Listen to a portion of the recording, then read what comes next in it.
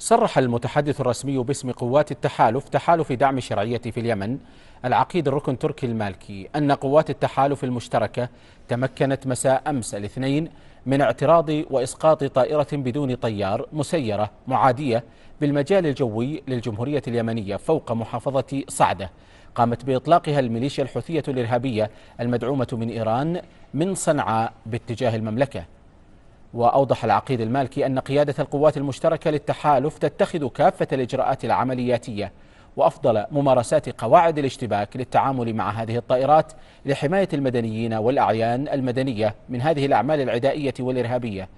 وهذه المحاولات البائسة واليائسة التي تمثل انتهاكا واضحا وصريحا للقانون الدولي الإنساني وقواعده العرفية.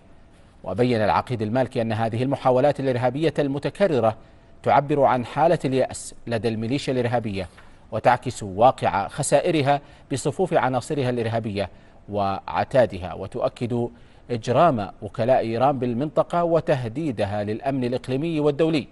مؤكدا استمرار قيادة القوات المشتركة للتحالف بتنفيذ الإجراءات الرادعة ضد هذه الميليشيا الإرهابية لتحييد وتدمير هذه القدرات وبكل صرامة وبما يتوافق مع القانون الدولي الإنساني وقواعده العرفية.